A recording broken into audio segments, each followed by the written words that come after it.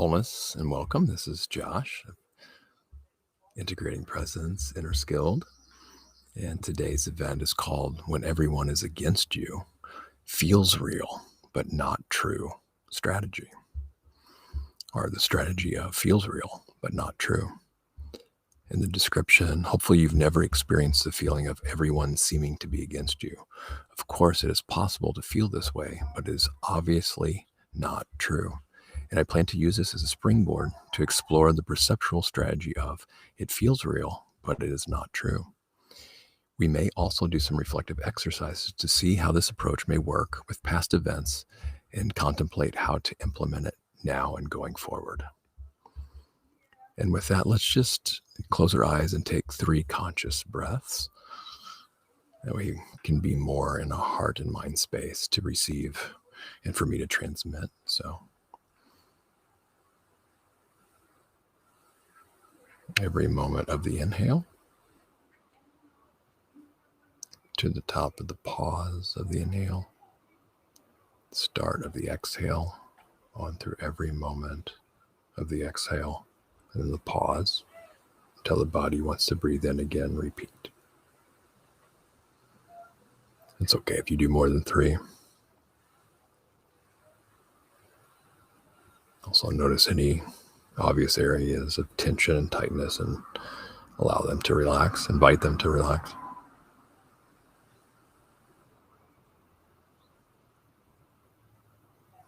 Okay, when you're ready, you can open your eyes, come back. So this notion of feels real but not true is from a fellow insight timer teacher, way big scale, Tara Brach. And so she's talked about this, and this is kind of where this comes from. Very helpful psychologist and Buddhist teacher, and has a whole huge program with Jack Kornfield too. And yeah, for accreditation. And anyway, so you can look up Tara Brach on Insight Timer and this strategy. So this comes from a really trying time in my life when there's actually this notion, of course it's not real, of everyone seeming to be against me. This is where it's quite a slightly paranoid notion. And it just, when everything isn't going right, nothing seems to be going right. It seems like I can do nothing to make friends. Nothing was going right for me. I couldn't do anything right for anybody else. Things just seem to be going south in every direction. And of course, we've all been in a similar situation to one degree or another. And then we can obviously contrast this with places of like, I feel on top of the world. Everything's going my way. Everything's paying off. Everything's so great. Life is so beautiful. I'm in love with everything, So this is kind of one axis on the spectrum of being human. So these really low points, like this one, when everything seems against me, like it's me against the world, right? We hear that phrase too. So what it takes is hopefully you have the time to reflect during these and feel into this thing. And usually where these stories and ideas and feelings get generated from, it's actually kind of like a protective mechanism that wants to help keep us safe. But a lot of times it can lock us in a prison too. So the mind will kind of come up with a story and a feeling that it feels very real, right? It feels that way. But on deeper examination, even though it feels real and seems real, it's not the full truth of the matter, right? So actually, let's just do this exercise real quick. This is going to be a shorter one, and invite you to close your eyes and reflect on a really, first off, reflect on how some instances in our lives, it doesn't have to be the most challenging one, where we had beliefs one thing, one way, and then we find out the truth of what's really going on, the truth of how it actually is.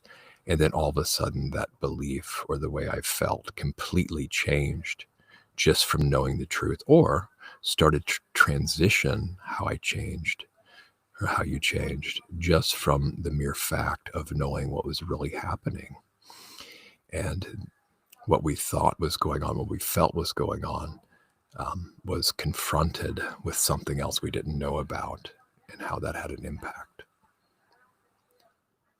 So spend some time in silence here. Hopefully the sound dampening is on, because this thing in Denmark there, instead of spraying chemicals, killing grass, they have an incinerator, a little blowtorch, and it's a much more clean way to beautify the concrete. But anyway, distractions aside, again, let's find out in life where our bubble's been burst and we actually found out something. Actually, I guess it could be worse than what we thought it was.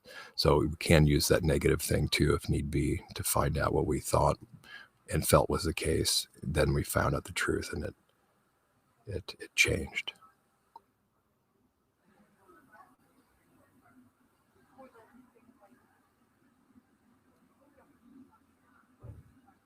And then, of course, be kind to ourselves.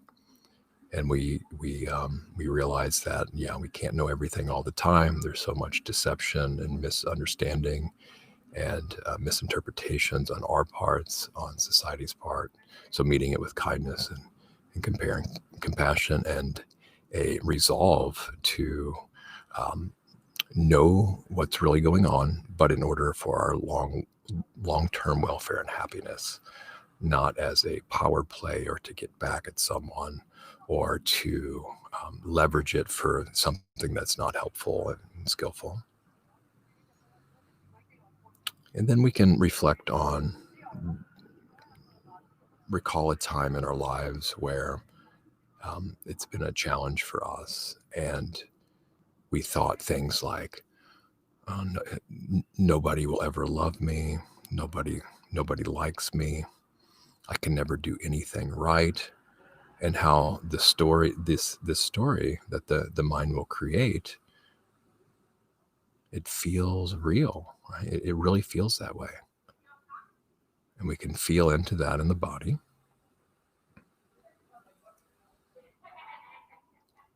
And then we can ask things like, is this the entire truth? Is there anything else to this that I'm not seeing or knowing? What else is there? And what's needed now? What am I missing to this belief? This feeling where it feels real. Is this the whole picture? Is this everything? And this way we're not shaming or blaming ourselves in an unhelpful way. And we're kind of discovering this for ourselves, not some kind of teacher handing it down on high. Kind of discovering this for ourselves. Like, what else is there? What am I missing here? Especially what's helpful now?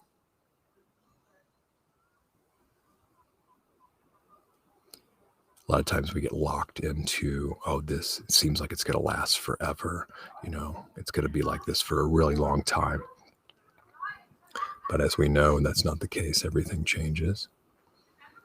And a lot of time that basic insight is not there because we're locked into the feeling and the event.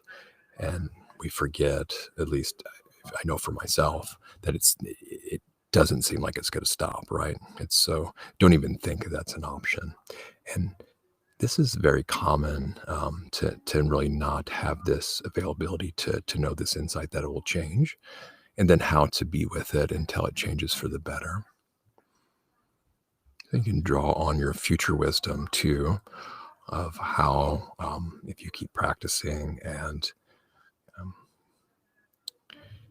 have the intent to cultivate states of mind and heart that are going to be beneficial for yourselves and others, that eventually your future self will be wise, and then wiser and more loving, caring, and then can draw on that future wisdom, hypothetically, conceptually, to help us right now, to be of assistance right now. Jerry Joe says, I never find a need to wander from the perspective that the world is my mirror. not a window. And for mind, it seems quite helpful to see it all. Our world is largely, if not entirely, an imagination game.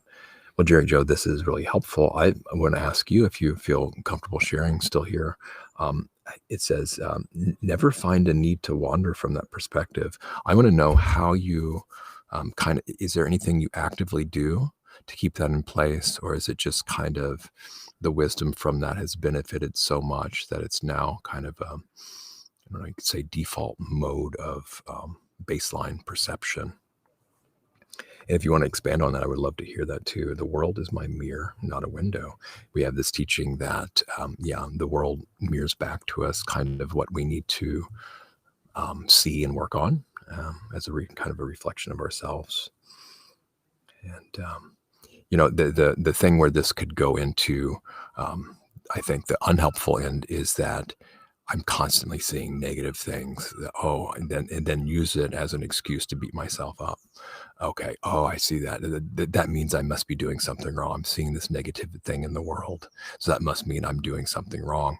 And sometimes that's the case, but other times it's not. So this is where I be kind of careful with this in a way. Another teacher that said, like, well, you start seeing your own radiance everywhere. So. It's careful how we receive that reflection, how we hold it, and what we do with it too, I think. And Jerry Joe says, always start inside first. I just looked out and felt victim, strange, but it's my world. What I see is inside me. Yeah, this whole notion of inner and outer, and if there is really an inner and outer, or where does that start? Where does that stop? Yes. So again, it's a helpful teaching, I think, when we're holding it right and we're viewing it right helpfully, and then what we do with that and how we respond to it. Let's see if there's, yeah. Okay. Well, was anybody care to show, care to show? Yeah. It's going to be kind of hard to do that, I guess, unless you can turn on camera somehow, for me anyway. So anyone want to share if anything came up with that exercise, whether specifics or just kind of wisdom gained, what you gleaned, or even if there was a sense of relief involved in that? Or anything else you'd like to know or learn? As we felt into that, I'm going to share this nervous system meditation I have on Plus here with this cards. I totally forgot to do the promotional stuff, and they kind of recommend we do these promotional things. And also have a breath awareness course here and thank you guys all for the hearts. Wow, it's amazing. Keep it coming. And then we're supposed to ask for donations too. But actually, I think I'm just going to review here, maybe end a minute earlier. And yeah, you're welcome, Jerry Joe. So again, when we have these ideas that I'm unlovable, I can't do anything right, nobody likes me, I'll never be able to do this and that, these limiting beliefs, there's no need to deny that in the moment they feel real, they really feel that way. And to pretend there's kind of nothing to it whatsoever, I think is kind of a disservice. However, the larger, more helpful picture is recognizing it, feeling it in the body, and just inquiring, being befriending it and seeing what else is going on here. Is this the entire truth? Is this, is this the most helpful way? Is this the most true way? Is this really, really true? Or is there a wider truth going on here? And yes, our innate wisdom will most inevitably kick in, and we'll see deeper truth going on here. So with that, I want to thank you all for joining, all the love and feedback here. And check out Tara Brock and this method that she's known for. Also, this notion of rain, recognize, allow. Oh my goodness. I'm missing this. I'm completely flubbing on rain. But you'll have to check out that approach too. It's not any time to go into here. So everyone, may you come to know the deeper truth of what the mind comes up with stories we tell ourselves and the feelings it creates to keep us safe, and then go beyond this into less limiting and even safer modes of knowing deeper and deeper truths about ourselves, the world, for our own welfare and happiness, and for that of others, especially in the long term. May you all be in practice well.